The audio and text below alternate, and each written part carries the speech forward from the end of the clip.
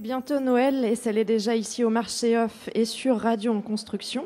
Dernière partie d'émission avec Isabelle Delannoy, environnementaliste, co-scénariste de Home, film de Yann Arthus Bertrand et autrice du livre L'économie symbiotique, économie du tout et du soutenable, si je peux résumer les choses ainsi et très vite, qu'elle met en pratique avec Do Green. Bonsoir Isabelle. Bonsoir. Et cette interview est menée par l'inénarrable Thierry Kuhn, directeur d'Emmaüs Mundo. Bonsoir Thierry, je te laisse la parole. Bonsoir Cécile. Merci pour l'inénarrable. Je prends. Bonjour Isabelle. Bonjour. Bienvenue à Strasbourg, bienvenue au marché de Noël, bienvenue tout particulièrement au marché Off. Pour ce cycle qu'on a souhaité pour cette année, sur la coopération, l'entraide, voilà, que des gros mots dans la société actuelle, mais pas que. La solidarité. Comment de la coopération, de l'entraide, on peut en faire un modèle économique et un modèle de société pour demain.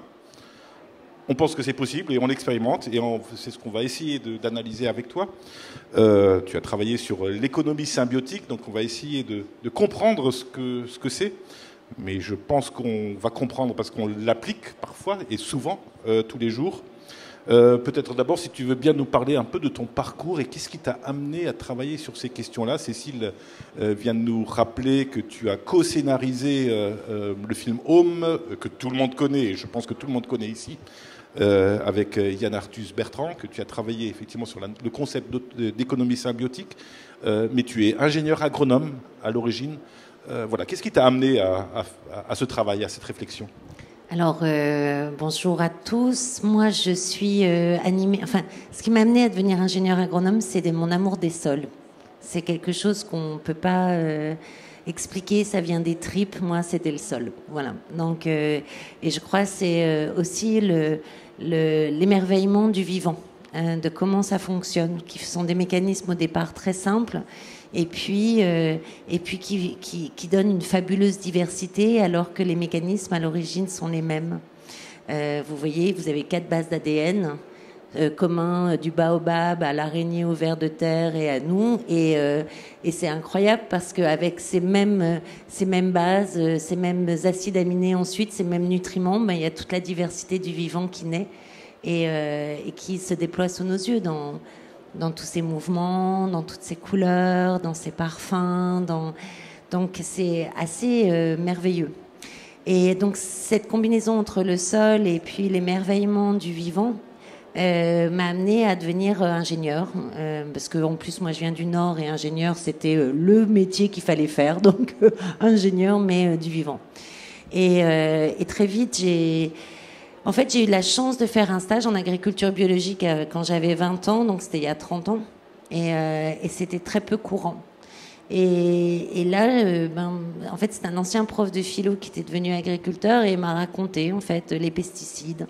J'ai vu sur sa ferme comment il utilisait ses eaux usées pour les épurer dans un étang, les utiliser dans ses serres et tout le mécanisme qu'il avait mis en place dans un milieu, en plus c'était au Québec, absolument magique. Et ça m'a attiré un peu partout. Donc moi, de toute façon, j'avais décidé de mener ma carrière selon mes convictions.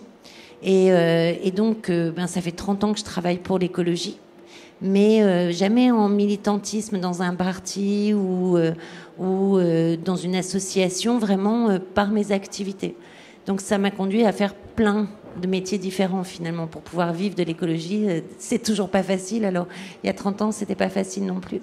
Et donc de fil en aiguille, en effet, j'ai rencontré Yann Arthus Bertrand, j'ai écrit son film Home, j'ai fait des émissions à la télé, devant, derrière, conçu. Et puis en fait, Home est un film sur l'effondrement. Il parle de notre lien à la Terre. Il montre en fait la chute de la biodiversité. Il montre que le changement climatique accélère tout cela et il montre toutes les conséquences sociales que ça a.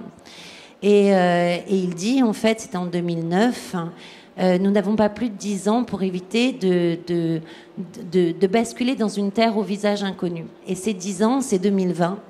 c'est parce qu'on avait pu parler avec des scientifiques, des grands scientifiques, les premiers qui ont alerté sur le climat, sur la biodiversité, sur les océans, et qui, à ce moment-là, lorsqu'on arrivait à les faire sortir de leurs réserves, c'est-à-dire demander leur opinion, combien de temps on a, en fait, ils disaient, à part dans la décennie 2020 doit être celle de l'action, on doit avoir enclenché en 2020 vraiment d'autres changements techniques et productifs. Et donc, je me suis dit, mais 10 ans, mais il faut que ça existe déjà. Puis dans ma tête, moi, je sortais d'un film, je voulais faire un film. Mais pour faire un film, il faut tisser des fils conducteurs. Et puis, donc, je suis allée partout à écouter, à lire les nouveaux modèles qui pouvaient ou diminuer nos impacts ou, parce qu'ils produisaient, régénérer nos écosystèmes vivants. Et puis, je me suis rendu compte, en fait, en cherchant mes fils conducteurs, que c'était les mêmes principes. Ils étaient reliés par le même fonctionnement.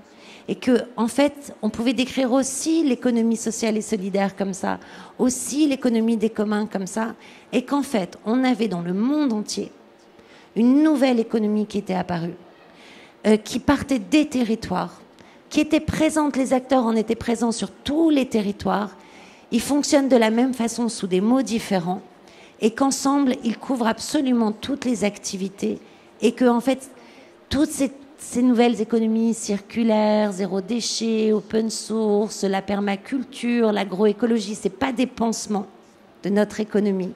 C'est pas des petites fleurs, des petits oiseaux, c'est une nouvelle logique potentiellement d'une puissance inouïe. Et c'est ça, en fait, que j'ai sorti finalement maintenant il y a 4 ans et que je déploie aujourd'hui sur les territoires. Je continue maintenant mes recherches sur ça avec le Muséum d'histoire naturelle, Dauphine, et l'université Gaston Berger à Dakar, et les Antilles, des gens de la gestion des organisations, de l'économie, des sciences du vivant. Et puis, on a des industries qui se sont créées aujourd'hui selon les mécanismes symbiotiques. Il y a aujourd'hui des gens qui font de l'économie symbiotique sans le savoir et qui s'y reconnaissent. Je crois que c'est votre cas maintenant.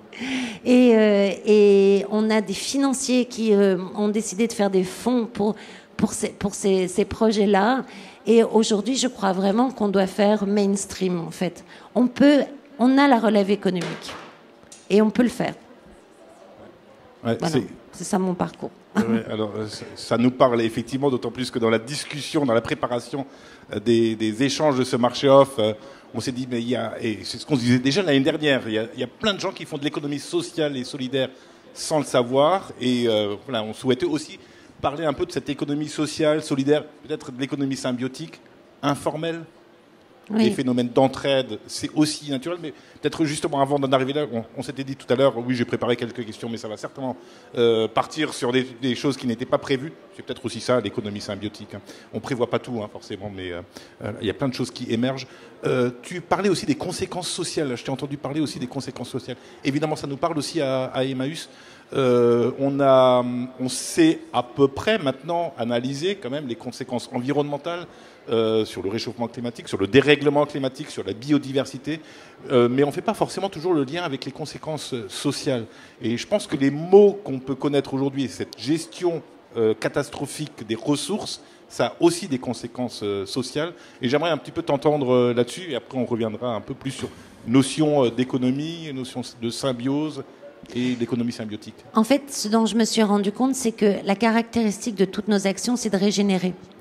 On régénère. Parce qu'on produit, on régénère. Quand vous êtes ce que vous faites, parce que vous produisez, vous régénérez la société. Ça ne veut pas dire seulement que vous renouvelez de la main-d'œuvre, etc. Non. Vous agissez positivement sur le milieu qui permet que les gens se développent humainement, socialement. Et donc, ça favorise cet épanouissement, cette prospérité sociale. C'est ça, la régénération. C'est pas seulement renouveler ses ressources, c'est d'agir positivement sur le milieu qui les produit. Et on peut très bien comprendre que lorsque dans un enfant, par exemple, oui, vous pouvez lui apprendre plein de choses, etc. Mais si vous tapez dessus toute la journée, que vous détruisez sa confiance en lui, eh bien, il n'aura pas ces capacités créatives d'être humain et d'épanouissement. Mais là, c'est un peu la même chose. Et notre économie, elle est fondamentalement extractive. C'est ça, finalement, que j'ai compris en regardant qu'on pouvait être régénératif. Je me suis dit, mais qu'est-ce qu'on extrait ? Qu'est-ce qu'on extrait? Et en fait, c'est simple, c'est lié au fait que notre économie, elle est dans un processus linéaire.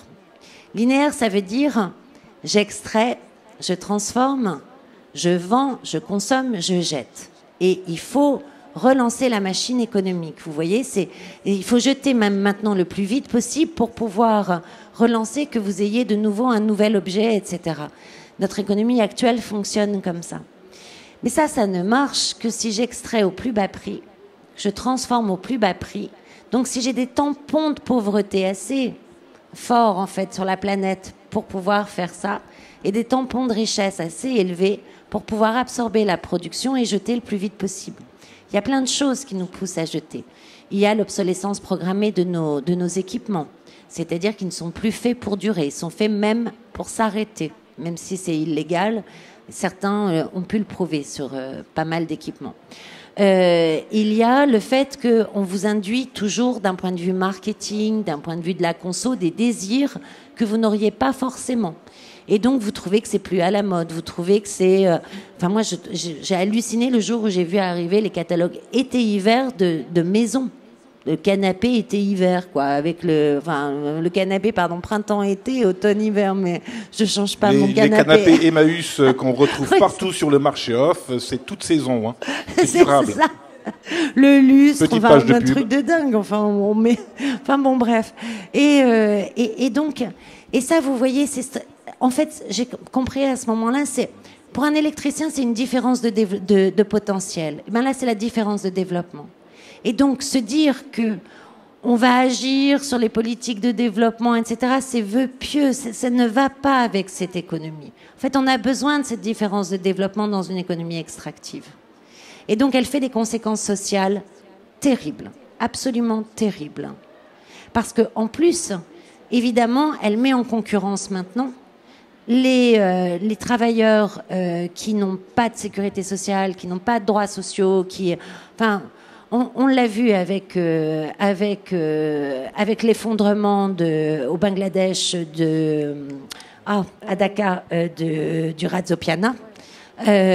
Pendant, donc, vous savez, ce truc effrayant qui a fait des centaines de morts d'ouvriers du textile et qui s'est effondré de vétusté, là quand même, y compris au Kentucky, les tornades arrivent, on empêche les gens, on oblige les gens à travailler et il y a 60 morts dans une usine de bougies et des morts dans un entrepôt d'Amazon.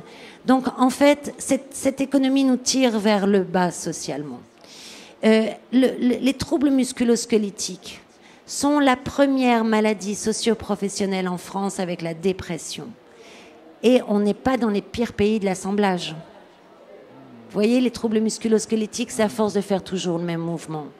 Donc ils ont des traumatismes de grands sportifs sans en avoir les reconnaissances ni les revenus. Donc on est vraiment dans une économie qui est devenue inhumaine. Le kiné ce matin me disait, en fait, quand je vois les corps qui m'arrivent, on souffre tous. Depuis la crise, depuis 2008, je vois des corps en souffrance. Voilà, je pense qu'on est vraiment arrivé à une sorte d'apogée où elle n'est plus compatible environnementalement, mais elle n'est plus compatible humainement. Même nos corps, qui sont quand même notre pellicule vivante, souffrent autant que les arbres et ça rejaillit sur notre psyché. Okay. Ça nous parle évidemment, et puis là encore je fais le lien avec l'histoire d'Emmaüs aussi, hein, pour le coup. Ça fait 70 ans qu'on fait de l'économie circulaire, et en particulier du réemploi, de la réparation, des réutilisations, et puis on réemploie les canapés, par exemple, mais pas que. 70 ans, c'était quoi? C'était le début des 30 glorieuses de la société de consommation, début de l'obsolescence programmée, hein, où l'électroménager, etc. etc. Mais c'est aussi le début où on a commencé à considérer les hommes, mais les femmes, comme des ressources, les ressources humaines. Hein, c'est comme ça qu'on appelle ça maintenant dans les entreprises. De la même façon, on a gâché des matières, des ressources de la planète, mais c'est aussi des ressources humaines qu'on a gâchées, des talents extraordinaires. Le chômage, c'est surtout ça, à mon sens. C'est un gâchis extraordinaire de compétences, d'envie, de motivation. Et ça, c'est les 30 Glorieuses aussi qui l'ont amené, il me semble.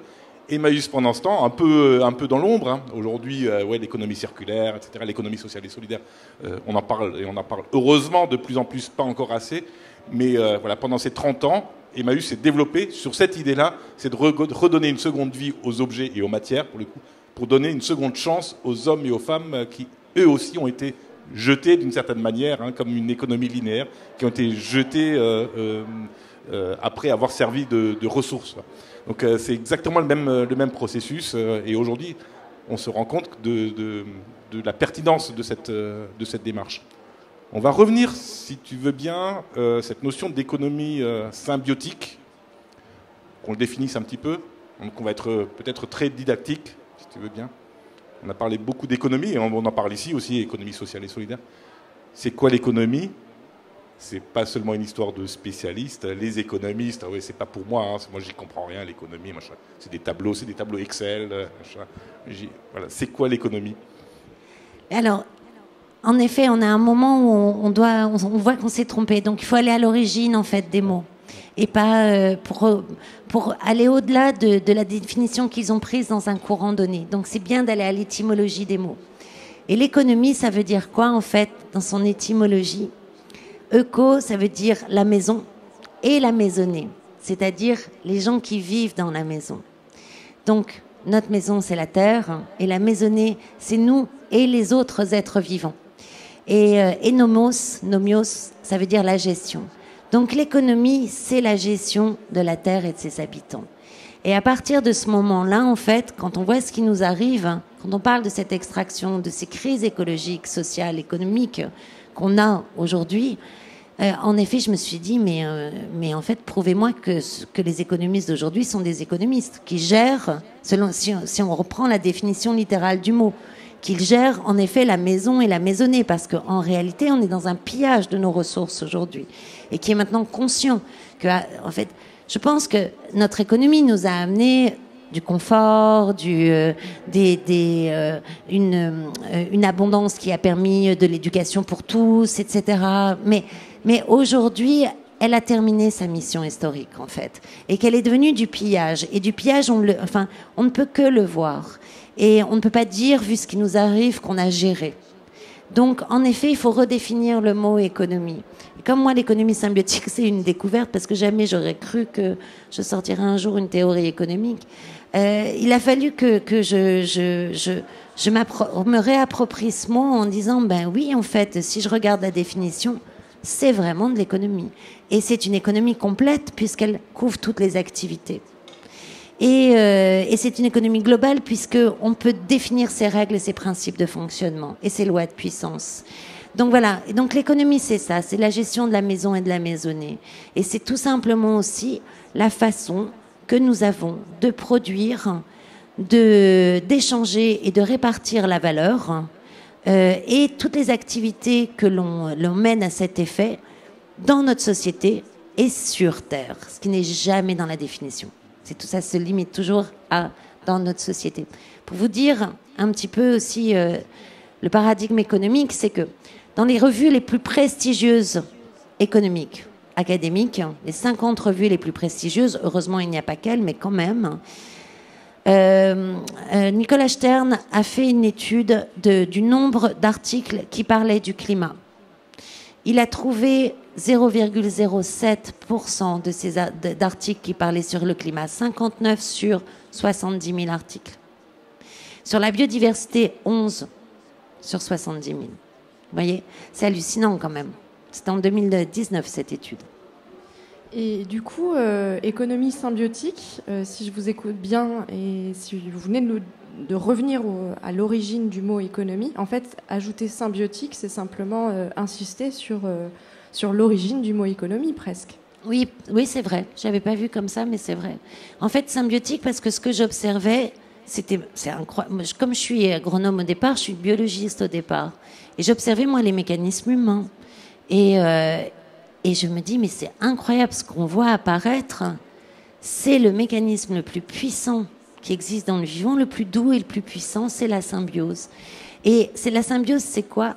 c'est quand deux êtres très différents trouvent dans leur différence leur complémentarité. Et du coup, parce que l'un se développe, l'autre va se développer aussi et réciproquement. Et c'est ça qui est dans un lien très intime. On n'a pas besoin de se déplacer pour avoir l'avantage mutuel. Ce qui fait que énergétiquement, c'est super efficient. C'est pour ça que c'est le plus puissant d'ailleurs. Et c'est ça qui est magique, parce que on pourrait se dire, le mécanisme le plus puissant du vivant, c'est la symbiose. Comment on pourrait faire une économie symbiotique? Mais en réalité, comme je vous disais, en 2009, en sortant de Home, on n'avait pas le temps d'inventer une nouvelle économie si on avait seulement 10 ans. Donc il fallait regarder ce qui fonctionnait déjà. C'est là que je me suis rendu compte que c'était une économie globale, complète, et qui installait, quand on va jusqu'au bout, un mécanisme de symbiose entre l'humain et la planète et la société. C'est-à-dire, parce que je produis, parce que je satisfais mes besoins, je contribue, je co-construis les équilibres planétaires avec le reste du vivant. On devient une espèce positive, en fait, pour la planète. Et en utilisant notre génie créatif. Donc ça, pour moi, ça a été c'était une vraie découverte, c'est un vrai cadeau. Et on peut le théoriser. C'est-à-dire que le théoriser, c'est quoi une théorie? Restons sur les mots. Une théorie, c'est pas du tout un truc, ouais, c'est théorique. Non, une théorie, ça veut dire qui donne les principes, les règles et les lois pour expliquer les faits. Donc c'est très, très ancré au réel. Et ça veut dire donc que c'est transmissible, c'est pas au doigt mouillé. Ça veut dire qu'on peut faire des formations à ça, ça veut dire que n'importe qui peut apprendre à produire, à penser, à entreprendre, à gouverner pour devenir symbiote, donc dans cette relation symbiotique avec la société et avec sa planète. Ce n'est plus antinomique. Je me souviens, quand j'écrivais mon livre, je m'étais isolée dans une sorte de monastère. Et vous écrivez quoi? Un truc sur l'économie et l'écologie. Ah bon, c'est possible, on peut lier les deux. Vous voyez, c'est drôle. Je suis un peu perturbé, là. Ça fait 200 ans, 300 ans, je sais pas, depuis qu'on nous dit, à l'inverse, qu'à la base de l'économie et du développement, il y a la compétition et la concurrence. Tout notre système économique néolibéral, on l'appellera comme on voudra, capitaliste, etc., est basé là-dessus. C'est en mettant en compétition et en concurrence, parce que dans la nature, c'est comme ça qu'on dit que... Enfin, depuis... j'avais cité Darwin l'autre fois, l'origine des espèces, etc., où on a peut-être un peu mal compris ce qu'il voulait dire par là. La loi de la jungle, c'est la compétition, et c'est ça qui crée de la richesse. Et dans la société humaine, c'est pareil. Si on veut se développer, si on veut créer de la richesse, il faut favoriser la compétition et la concurrence de tous entre tous, et puis les meilleurs vont créer de la richesse et ça va profiter. C'est la fameuse théorie du ruissellement, ça va profiter finalement à tous et au développement de tous et de toute la planète. Aujourd'hui, on se rend bien compte que s'il y a une limite à ça, c'est les ressources humaines, et les ressources de la planète. Sauf qu'on a toujours dit que la compétition et la concurrence c'est la base du développement, et puis toi, tu es en train de nous dire que c'est au contraire, c'est la symbiose, la coopération et l'entraide. C'est ça que tu es en train de nous dire? C'est ça qui rend le plus compétitif. Mais parce qu'en fait, vous voyez... Et tu as dit, il me semble que c'est la symbiose, c'est la force la plus puissante du vivant. Dans l'espace naturel, du vivant. Oui, pour croître en fait, pour que les individus se développent, c'est la forme la plus puissante. Et Lynn Margulis, dans les années 70, a montré que la symbiose était un mécanisme général dans le vivant. On pensait qu'il y avait que les lichens, les coraux. En fait, non, on est tous symbiotes d'une autre espèce, en fait. Et c'est intéressant parce que c'est aussi... En fait, Darwin écrit en pleine... Angleterre victorienne, en pleine révolution industrielle, enfin pré-révolution industrielle, on est vraiment aux prémices, au moment aussi où les communs disparaissent dans toute l'Europe, à partir du... enfin ça commence dès le XIIIe siècle, mais vraiment à partir du XVIIe siècle. Et donc on est dans ce capitalisme en fait, parce que il se trouve que l'extraction va très bien avec le capitalisme. Il y a une symbiose, pour le coup, mais dégénérative, on va dire, qui a fait des mécanismes, enfin, qui a des effets très pervers sur la planète, sur son environnement social, écologique, etc. Mais en effet, pour pouvoir extraire beaucoup de ressources, il faut avoir beaucoup de capitaux. Et c'est ce qui vous donne la place sur le marché et ce qui vous permet d'accumuler encore plus de capitaux, en fait. Et il faut comprendre qu'aujourd'hui, on est dans une économie de l'offre. Alors, je vais commencer à parler de gros mots, mais vous n'avez pas besoin de Coca-Cola. Il faut... et Coca-Cola, d'ailleurs, pour communiquer, pour vous donner envie de Coca-Cola, il y a 500 milliards d'euros dépensés chaque année dans la publicité et le marketing dans le monde. Bon, pas que Coca-Cola, hein. Mais 500 milliards, c'est presque le budget de la défense des États-Unis. 650 milliards. La Chine, deuxième budget au monde, 150 milliards. C'est pour vous dire, donc 500 milliards dépensés par année en marketing et publicité. Parce que pour savoir que Coca-Cola existe, avoir envie de Coca-Cola, etc., et boire Coca-Cola, il faut que vous soyez matraqué par quelqu'un qui a un produit à vendre, une offre, et qu'il crée le besoin, qu'il crée la demande. L'économie dont on parle, c'est une économie exactement inverse. Donc forcément, il rentre en concurrence, mais il rentre en concurrence même avec vos propres besoins. Entre un client, c'est très intéressant, le mot étymologiquement, parce que maintenant je vais voir tout le temps l'étymologie, veut dire vassal, dominé. C'est étonnant, hein. C'est étonnant, hein. Il faut aller voir ça, cliere, vassal, dominé. Donc, dans cette relation linéaire, vous transmettez toujours l'objet, vous transmettez en fait la possession.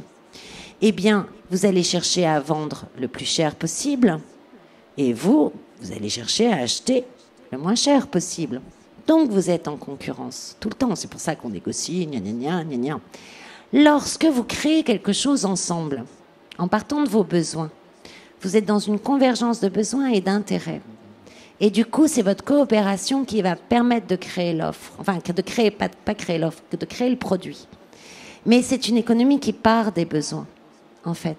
C'est parce que, par exemple, on va avoir besoin d'acheter de la nourriture de qualité, cueillie à point, de saison, donc vraiment nutritive, que des citoyens vont se mettre en coopération avec les agriculteurs pour pouvoir leur donner, par exemple, la trésorerie pour qu'ils puissent tenir le coup, y compris face à l'urbanisation, etc. C'est les AMAP. C'est les AMAP. Et ça, c'est né au Japon suite à la pollution de la baie de Minamata, donc suite à des conséquences de pollution. Et vous allez vous organiser pour répondre à votre besoin. Et donc, mais dans l'économie circulaire, c'est pareil. L'économie circulaire, la base. Après, il peut y avoir des choses beaucoup plus évoluées. Mais la base, c'est mes déchets peuvent être tes ressources. Si on est tous pareils, on va avoir tous les mêmes déchets, on aura besoin de tous les mêmes ressources. Donc, en fait, l'économie circulaire ne fonctionne que s'il y a une diversité. Et si les gens sont... En plus, le déchet n'a pas de valeur au départ. Donc, pour que ce soit rentable, il faut une sacrée organisation et une sacrée coopération entre les acteurs selon leurs intérêts convergents. Et c'est en ça où c'est incroyable, mais en effet, on bascule d'une économie de l'offre, donc qui vient de quelque part, de quelqu'un qui veut noyer le marché et qui veut vous donner envie de produire, d'acheter, et qui est dans ce système linéaire dont on parlait tout à l'heure, à une économie des besoins qui, pour les assouvir, oblige à la coopération. Et pourquoi ça fait de la croissance? Parce que ça fait de la croissance. Parce que lorsque vous dépensez 1 euro, si vous dépensez 1 euro dans cette économie linéaire chez Coca-Cola, 1 euro va d'abord aller chez le distributeur de Coca-Cola, ça peut être une grande surface, et donc ça part dans les sphères, la part du distributeur part dans les sphères de la finance. Et Coca-Cola, il est coté aussi, ça part dans les sphères de la finance. L'euro quitte le territoire et quitte même en général les territoires en général, parce que il y a peu d'argent en fait qui redescend des sphères de la finance. Mais si vous êtes dans cette coopération avec vos agriculteurs locaux, l'euro que vous dépensez, il quitte pas le territoire. En fait, il va chez l'agriculteur qui va lui-même le dépenser. D'abord, il habite sur place, donc il va le dépenser pour lui-même consommer, pour payer son logement, pour payer. Et plus, en fait, comme ça, l'économie locale est structurée, plus cet euro va circuler, va donc produire. Parce que quand cet euro est dépensé, en fait, il reproduit un euro. En fait, c'est bien ce même euro qui circule, qui fait donc 2 euros d'échange sur le territoire, voire 3 euros. Et en moyenne, c'est 3,5 euros. Et dans des systèmes super structurés, on va jusqu'à 11 euros. C'est-à-dire que votre euro dépensé localement peut générer 3,5 à 11 euros dans l'économie locale, alors que sinon, il reste 0,10 centimes et il part hors du territoire. C'est pour ça que cette économie des besoins crée de la croissance, parce qu'elle crée beaucoup d'échanges. Ok. Alors, justement, c'est une très belle transition vers ce qui se passe ici. Alors déjà, je vais rassurer tout le monde, ceux qui nous écoutent. Ici, il n'y a pas de clients, pour le coup, parce qu'il n'y a pas de vassal ou de vassaux. Il y a des partenaires. Il y a des consommateurs, des acheteurs citoyens ou des partenaires, effectivement. Et on est dans cette économie-là, il me semble. Ici, ce sont des structures locales, de l'économie sociale et solidaire, des structures d'insertion par l'activité économique. Je continue avec ma page de pub. Quand on achète un canapé Emmaüs, ça reste localement, etc. Est-ce que, finalement, dans ce qu'on est en train de faire ici, le marché de l'économie sociale et solidaire, le marché des nouvelles économies, le marché off, avec une économie locale, ce que les uns et les autres, et je vais prendre l'exemple de territoire zéro chômeur longue durée, parce que tu parles beaucoup de l'économie symbiotique, c'est sur les territoires que ça se passe. Ici, on est sur l'Eurométropole de Strasbourg. Territoire zéro chômeur longue durée, c'est bien l'idée, et on en a parlé avec Juliette Hurstel il y a 2 semaines sur les territoires, comment on développe de l'économie, comment on développe des activités non concurrentielles, sur les besoins non pourvus sur les territoires, pour développer de l'emploi pour des personnes en difficulté, pour des personnes privées d'emploi et durablement privées d'emploi, et on essaye de faire en sorte que les deux se rencontrent à travers une symbiose entre les besoins et les personnes qui sont sur ce territoire-là. C'est ce qu'on essaie de faire ici, c'est ce que Emmaüs Mundo, on essaie de faire aujourd'hui dans la vallée de la Bruche, en allant chercher tous les besoins sur le territoire, les communes, les habitants, les associations, et on se rend compte qu'il y a énormément de besoins qui ne sont pas pourvus parce que c'est pas concurrentiel, parce que c'est pas rentable pour les grandes entreprises, parce que Coca-Cola, ça les intéresse pas. On trouve du Coca-Cola dans la vallée de la Bruche, évidemment, mais c'est pas ça qui répond aux besoins. Il y a énormément de besoins, et à côté de ça, il y a des gens qui sont dans des situations dramatiques, qui n'ont pas de travail depuis des années, où on dit, de toute façon, avec une violence incroyable, la société dit, il n'y a pas besoin de toi. Finalement, mais il faut quand même que tu justifies parce que tu touches le RSA, parce que tu touches du chômage, etc. Une double culpabilisation d'une certaine manière. Et c'est sur les territoires qu'on arrive à développer des projets. Et il suffit qu'à un moment donné, il y ait la petite étincelle avec des moyens, effectivement, avec un système de fonctionnement et puis une réflexion et un projet. Et d'un coup, on sent que ça répond à un besoin, à la fois des personnes et à la fin du territoire. Et ça vient presque tout seul après. Une fois que c'est enclenché, c'est assez incroyable ce qui se passe. Et ça, je cite ces exemples-là, je cite l'économie sociale et solidaire sur l'Eurométropole de Strasbourg, ce qu'on est en train de mettre en avant ici. Je cite notre concept des emplois aidants, c'est comme ça qu'on les a appelés, parce qu'ils sont aidants pour la personne et aidants pour le territoire. On sort de la logique les emplois aidés, c'est de l'assistanat, c'est subventionnés, etc. Non, ils sont d'abord aidants sur le territoire et répondent à des besoins sur le territoire. Et territoire zéro chômeur longue durée, c'est exactement la même chose. Est-ce que toutes ces initiatives, et on pourrait citer plein de choses, hein, les tiers-lieux qui se développent, etc., est-ce que c'est de l'économie symbiotique? Oui, en fait, l'économie symbiotique, c'est montrer que ces logiques différentes sont complémentaires et qu'elles sont structurées de la même façon. Elles s'assemblent comme des rouages d'une horloge, en fait. Et donc, là-dedans, on trouve l'économie sociale et solidaire, la permaculture, l'open source, les tiers-lieux, les communs, l'économie circulaire, l'économie de l'usage. Et ça, c'est vraiment très important. Ça, j'aimerais qu'on en parle d'ailleurs, parce que c'est vraiment une clé. Donc, l'économie sociale et solidaire, ça va être aussi toutes les coopératives, etc. En tout cas, qu'on agisse selon ces principes. On a l'ingénierie écologique dans les villes, ce qu'on appelle les villes fertiles. C'est à chaque fois qu'en fait, on crée des écosystèmes vivants, et non pas une espèce vivante, et non pas une haie tuyave. Une haie tuyave ne vous donne pas aucun service, en fait, très peu, à part brise-vue, vous voyez, mais elle vous donne pas de régénération mentale. Il faut arracher les haies de tuyave. Mais il faut de biodiversité, il faut une diversité, il faut un écosystème. Et là, ça peut vous donner à manger, ça vous donne du phosphore dans les sols, ça retient les sols, ça donne de la biodiversité, ça retient l'eau aussi, les sols donc se barrent moins, hein, enfin, s'il y a une inondation. Et ce que vous racontez, c'est un écosystème social. Ce que je racontais tout à l'heure, c'est un écosystème économique. Et donc, voilà, ce sont toutes des économies d'écosystèmes. Et moi, j'ai simplement... c'est un peu que j'avais l'impression de ranger la chambre, vous savez, de dire, mais ça se ressemble, c'est un peu comme vous mettez les cubes jaunes d'un côté, les disques rouges là, et c'est ça, en fait, c'est comme des Legos, et qui forment une seule économie, et lorsqu'ils s'assemblent, ils deviennent plus puissants. Et là, il se passe une dynamique, tout à coup, ça rentre en synergie, et ça se met à croître pour les mécanismes que je vous ai dit tout à l'heure, en fait, parce qu'ils gardent la richesse, et parce qu'ils permettent aussi de contribuer à l'épanouissement des individus et de répondre aux vrais besoins. De la même façon, je vais vous donner un exemple. Pourquoi territoire zéro chômeur, c'est très important? Moi, j'étais intervenue justement avec quelqu'un qui le présentait, je connaissais pas l'initiative, et je l'écoutais, mais je retrouvais tous mes principes. Et il faut notamment partir du besoin. Le Land, qui était le plus pauvre d'Autriche dans les années 90, grande crise du textile, hein, il ne s'en remet pas, gros problème de précarité, de chômage, Land entre la plaine et la montagne, donc des endroits où vraiment très difficile à vivre parce qu'il fait froid. Et vous avez des architectes qui à un moment se disent, qui commencent à construire des maisons, des jeunes architectes pour leurs amis, mais pour qu'elles soient fonctionnelles et qu'elles soient pas chères.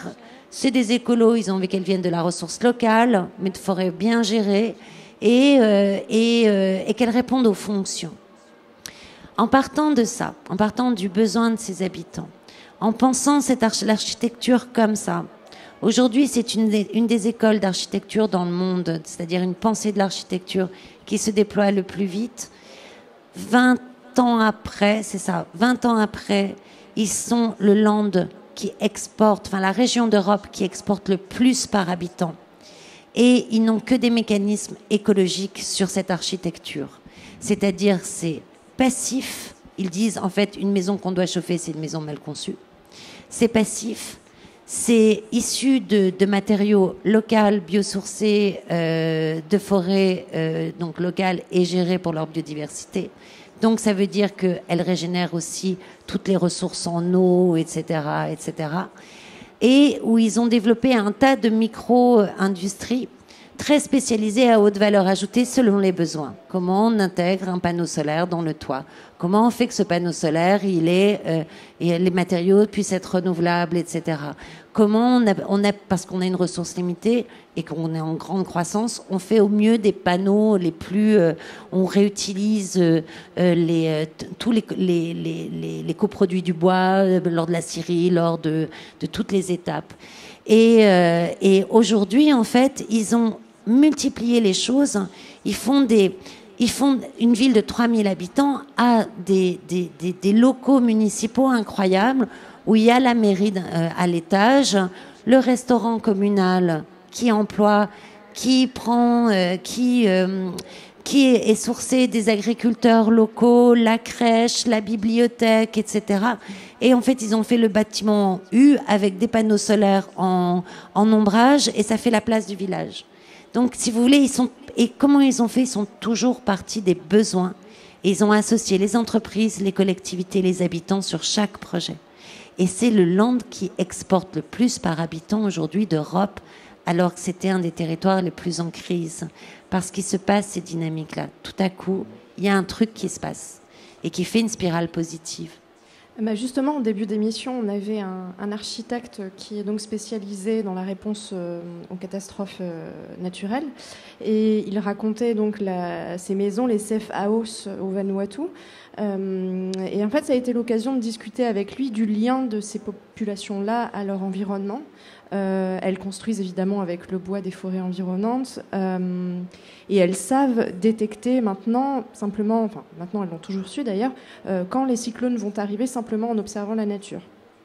Et donc on a constaté que ce lien-là, on ne l'avait plus ici aujourd'hui, on l'a perdu, ce qui suppose qu'on l'a eu un jour. Comment revenir à ça, à cette observation-là, à ce lien-là qu'on a manifestement perdu? Alors je pense que nous, on a pris un prisme très technologique, notre civilisation. On aime ce qui est technologique, on aime les chiffres, on aime... Donc le biomimétisme, qui est en fait l'observation du vivant, notamment pour les mécanismes industriels, aussi maintenant de plus en plus pour les mécanismes organisationnels, en fait, comment les abeilles réussissent à circuler l'information et donc comment on va utiliser, par exemple, dans nos data. C'est des vraies recherches. Et ça rend les choses 30 à 50% plus efficientes, par exemple, pour la gestion de l'information. Donc ça, c'est déjà un appui parce que ça permet de se poser, d'observer, d'essayer de voir ces mécanismes vivants. Vous savez, on a toujours ce sentiment que parce qu'une herbe est fragile, elle peut pas être puissante. En réalité, c'est incroyable. Ce que fait une herbe, elle synthétise la matière de la matière qui est dispersée dans l'air. Le carbone est dans l'air. Elle les synthétise. Elle prend l'énergie du soleil et elle peut fabriquer. Regardez les bambous qui sont aussi résistants que le chêne, qui sont aussi des graminées comme l'herbe, par exemple. Donc on a vraiment négligé le vivant. Nous, on s'est dit, c'est quelque chose. Enfin, c'est tout notre prisme d'être maître et possesseur de la nature, de dominer la nature. Les jardins de Versailles, par exemple, les jardins à la française, c'est le symbolisme, c'est de montrer l'homme plus puissant que la nature. Et donc, le biomimétisme, c'est vraiment une bonne voie pour des gens comme nous, pour les ingénieurs, etc., pour déjà voir le vivant. Puis ensuite, il y a tout simplement, je crois, le lien à notre corps, de pouvoir réécouter notre corps, parce que notre première pellicule vivante, chaque fois que je pose cette question, j'aurais dû vous la poser, quelle est la première pellicule vivante, la plus proche de vous? Et on me dit, je sais pas, mais non, c'est nos corps, notre peau, par exemple, se renouvelle en 21 jours. Tous les atomes de notre peau, ça veut dire qu'ils viennent de l'extérieur. Tout notre corps, en gros, se renouvelle en 4 mois. Donc, ça vient de l'extérieur. Donc, c'est notre première pellicule terrestre. Donc, la réécoute de notre corps, de sentir... vous savez, par exemple, moi, je fais ça. Mais... vous savez les aliments dont vous avez besoin quand vous avez besoin d'amer, quand vous avez besoin d'acide, c'est votre corps en fait. Mais pour ça, il faut en effet retrouver la nature du goût. Quand on vous dit, certains disent ça par exemple, sentez les huiles essentielles, vous saurez laquelle vous avez besoin en fait, celle qui vous attire à ce moment-là. Après, il y a toutes les précautions d'usage, etc. parce que c'est très puissant. Mais il y a, en effet, on est des sous-développés du vivant, en fait. Et on a besoin de retrouver ce lien intime, mais aussi ce lien technique, intellectuel. Alors, il nous reste plus que 3 minutes. Aïe, il y a encore plein de questions. À Strasbourg, on est contraint de fermer les marchés de Noël à 20h. Il y a encore plein de questions. Alors, peut-être la question essentielle, c'est maintenant comment on fait. Parce qu'on voit bien que, et c'est bien ce qu'on est en train de se dire, c'est que le monde de demain, les solutions pour demain, elles existent déjà, elles existent sur les territoires. C'est plein d'initiatives un petit peu partout dans le monde qui existent déjà et qu'il faudrait changer d'échelle. Comment on fait pour renverser d'une certaine manière cette logique, l'économie dominante l'économie symbiotique, c'est fondamentalement subversif, peut-être, hein, aussi d'une certaine manière. C'est-à-dire, on remet en cause un système dominant, une économie dominante. Comment on fait là maintenant pour changer d'échelle, justement? Alors, ce qui est là où elle n'est pas subversive, étonnamment, parce que moi j'avais très peur de ça, mais en fait, c'est que c'est aussi, on a besoin du capital. C'est-à-dire que c'est pas une économie anticapitaliste. C'est-à-dire que dans le sens où on a besoin, c'est un peu comme une graine. Pour faire ses premières feuilles, elle avait besoin de sa graine, son amidon dans sa graine en fait, donc sa réserve. Et donc on a besoin on a besoin des fonds d'investissement, on a besoin de tout ça. Mais elle crée beaucoup d'impact social, écologique, économique, et même l'intérêt général est son moteur en fait. Ce qu'on me disait, c'est les besoins qui sont son moteur. Ce qui est quand même antinomique avec le capitalisme, il me semble, ou c'est l'intérêt particulier qui c'est ça. Mais donc c'est en ça où c'est pas dans nos lignes de pensée habituelles. Donc en ça, c'est très subversif parce qu'on a du mal à le comprendre. Pour moi, dans tout ce qu'on fait aujourd'hui et qui s'est développé, c'est de partir des territoires et de comprendre. Cette économie symbiotique, c'est d'abord la symbiose entre l'économie sociale et solidaire, l'économie circulaire, la permaculture, l'agroécologie, les communes, on pourrait dire l'économie communale. Il faut que les mairies, et le Vorarlberg, c'est exactement ce qui s'est passé, deviennent acteurs économiques de leur territoire, comme Ungersheim l'a fait, par exemple. Oui. Alors, je le dis toujours très mal. Hein. On dit Ungersheim. Et je suis désolée. Et on doit être conscient de ça. C'est bien parce que c'est à notre échelle d'action. C'est beaucoup plus facile d'agir sur nos territoires que d'agir sur les entreprises du monde, ou sur les gouvernements du monde. Parce qu'on dit le problème est tellement grand, il faut des gros pour le résoudre. Donc c'est notre... En fait, non. Parce que le vivant est planté quelque part. Et un brin d'herbe, il n'est pas planté dans une frontière aérienne ou dans des datas du CAC 40. Non, il est bien planté à un endroit. Et on a vraiment besoin de reconstituer ces écosystèmes vivants qui, d'une part, absorbent le carbone, qui permettent de nous adapter qui sont à la base des équilibres planétaires, mais qui sont aussi très forts pour nos équilibres sociaux. On ne réagit pas de la même façon, en fait, quand on a un bel écosystème autour de nous et un environnement varié. On a tendance à s'arrêter, on a tendance à moins consommer, on a tendance à être pour peu qu'il soit comestible, on a tendance vraiment à parler, à discuter, etc. Donc c'est la base du lien social d'ailleurs. On le voit aux États-Unis sur des études qui sont montrées. Donc relions toutes ces logiques-là, comprenons leur complémentarité, faisons des projets, documentons-les. Montrons qu'on fait de la rentabilité, montrons même qu'on fait de la croissance. On ne va pas en plus s'excuser de faire de la croissance. Mais que cette croissance, c'est pas son but. C'est pas notre but de faire de la croissance. Mais il se trouve qu'elle se produit par ce mécanisme dont je vous parlais de circulation de la richesse. Et documentons-la et montrons son efficience. Et ça, en documentant... C'est pour ça qu'aujourd'hui, je repars en recherche avec Dauphine, avec le Muséum d'histoire naturelle, etc. C'est parce que on a besoin de pouvoir donner les clés pour répliquer et puis pour donner confiance aux collectivités locales et à certains fonds d'investissement qui n'ont pas envie de faire de greenwashing, il y en a, pour investir dans cette économie. On va faire les rebelles. On va encore poser une question, Thierry. Allez, une dernière question pour le coup. On voit bien que ça existe effectivement. C'est pas une utopie, ce qu'on est en train de se dire, il me semble. C'est l'économie du réel. Ça existe. Aujourd'hui, ça émerge partout. C'est une économie réaliste, peut-être plus réaliste que l'économie productiviste, néolibérale, etc. Et parmi les réalistes ou les utopiques réalistes, etc., et ceux qui s'engagent et qui essaient de développer des projets, il me semble, c'est surtout la jeune génération, qui a une conscience extraordinaire aujourd'hui des enjeux et qui développe des projets, qui ont des envies de développer des projets, qui se posent plein de questions. Allez, du coup, la dernière question, c'est quel serait ton message à la jeune génération ? Et peut-être aussi à la moins jeune génération, qui doit aussi laisser de la place, en particulier aux jeunes, qui sont géniaux. Enfin, c'est génial ce qui se passe dans la jeunesse. Moi, c'est drôle parce que en fait, dans une interview, j'avais dit une fois justement, quelque chose que je vais vous redire là maintenant, parce que il y a plein de personnes, de jeunes gens qui m'ont dit merci, vous m'avez réconcilié avec le fait de faire des enfants. Donc voilà ça m'a tellement touchée que je vais vous dire ce que j'ai dit.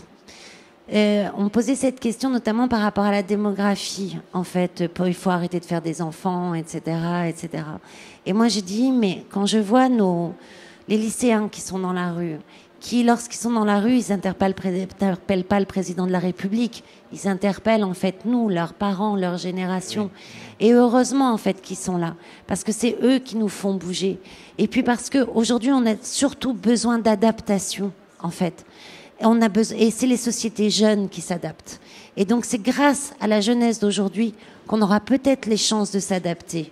Et ça, c'est vraiment, vraiment important. Et moi, je suis même pour, aujourd'hui, on devrait revoir nos systèmes de vote. Parce que, à partir du moment où on prend conscience qu'on est vraiment dans un autre... qu'on passe dans une autre phase, que le futur ne sera vraiment... Quel que soit son visage, il ne sera pas comme aujourd'hui. Eh bien, en fait, on devrait donner un vote plus majoré, je trouve. Plus on a d'années encore à vivre, en fait, plus on devrait majorer le vote. Parce que ces années qu'on laisse, elles vont être très, très dures. Et la jeune génération est souvent, pas toujours, mais souvent plus consciente que l'ancienne génération qui elle... c'est horrible de se dire que d'avoir fait ses amis, sa carrière, son métier, en se disant mais que alors j'aurais fait tout ça, je serais coupable de tout ça. D'abord, je pense pas, on savait pas, mais on est responsable de l'avenir. Voilà. Si c'est pas subversif, ça. Oui, ça c'est subversif. Ouais, ça, c'est subversif. Surtout que la médiane, c'est-à-dire 50% des votants ont plus de 55 ans, donc. C'est exactement ça. Merci beaucoup. Je crois que là, il faut qu'on arrête, c'est ça? Il est 20h05. Ouais, il est 20h05. Ouais, là, on a pris 5 minutes de plus. On était subversif aussi. Merci du beaucoup. coup, ouais. Merci beaucoup, Isabelle. Et je crois que on va pas s'arrêter là parce qu'on a des enjeux de coopération, je crois, ensemble, entre nos projets et puis cette réflexion autour de l'économie symbiotique. Merci. Merci beaucoup. Isabelle Delannoy. Merci Thierry Kuhn.